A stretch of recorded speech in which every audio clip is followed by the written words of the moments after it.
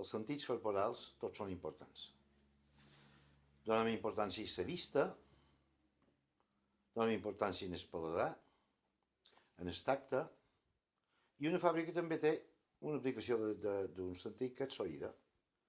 Resulta que l'oïda fa que recordem una fàbrica. Jo, com a veïnat de dues grans fàbriques i dos tallers importants, tenc uns records de so, d'oïda, crec que molt importants, que és la sirena que tocava cada fàbrica.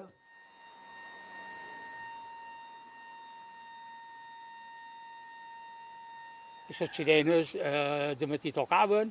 5 minuts antes perquè se posa la feina i el que no era d'hora sortia l'encarregat de fora i en els 5 minuts que no havia entrat ja tancaven i tornaven a sortir en el quart, tornaven a obrir i te descomptaven mitja hora. I totes tenien un so distint, perquè dic que tocaven les 7 menys quart i les 7 menys 5.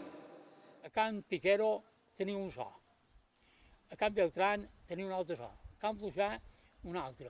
Cadascú coneixia la seva, fèiem un renou més fort, l'altre més fluix, la de Camperes, que jo estava també mig enlloc, tampoc el fort no era molt fort, havia d'anar molt alerta. La de Lotussa també era més Can Fluixà.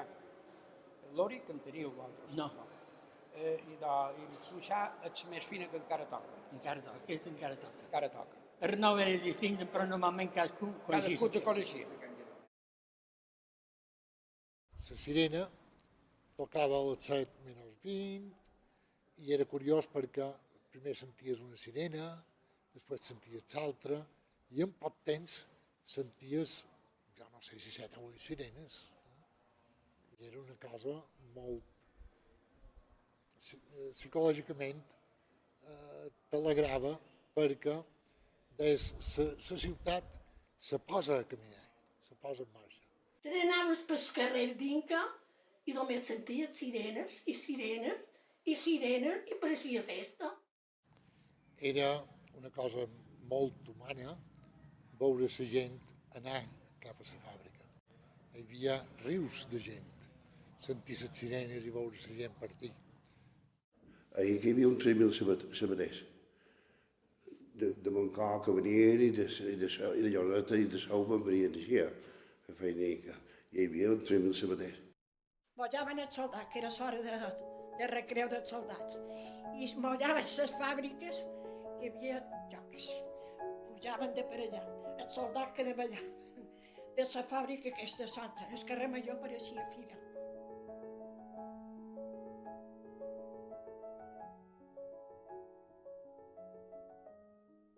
Després a migdia, el capvespre, i fins i tot hi havia gent que deia que ja ha tocat la sirena. I era com a rellotge. Jo anava a la classe a la Puresa i quan tocaven els dijous, quan tocaven les sirenes, jo de vegades m'escapava, on anàvem a fer una volta per dijous, perquè les sirenes tocaven a les 12 i nosaltres sortíem a la 1.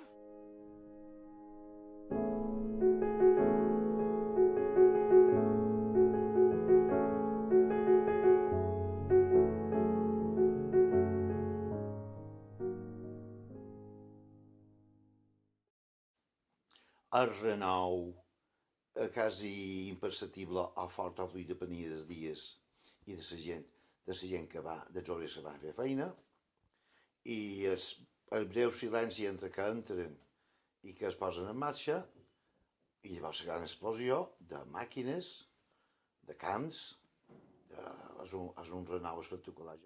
Si no estàs acostumat, que no estàs, pues que anaves amb un cap com un bombo.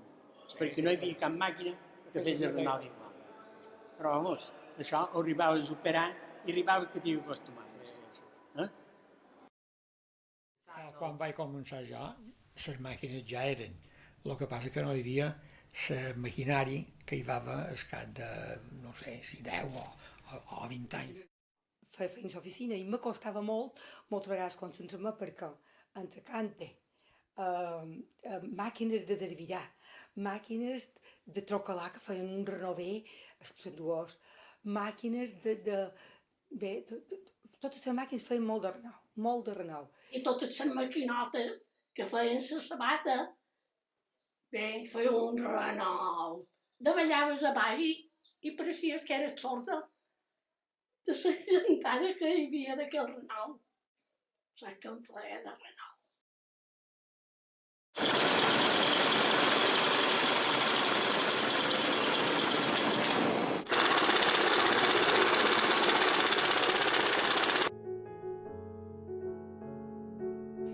Sobre todo en el montado había una máquina que se llama el borino, que esa te destrozaba los tímpanos.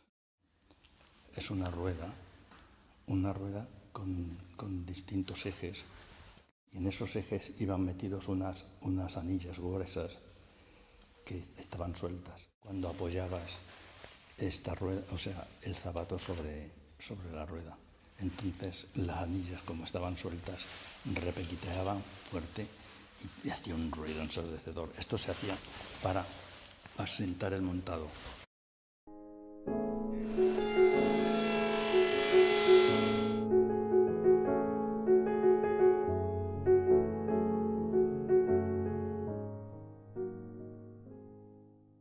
Hombre, jo encara tenc les hores que me fan un de renou encara. Encara sento que el renovet. Mira els anys que fa. Mira els anys que fa que estic jubilat, i encara tenc el renovet. Però després van començar la guerra, després van començar a llevar tallers i llevar tallers, i així hem acabat, que sirena no el sentim ara.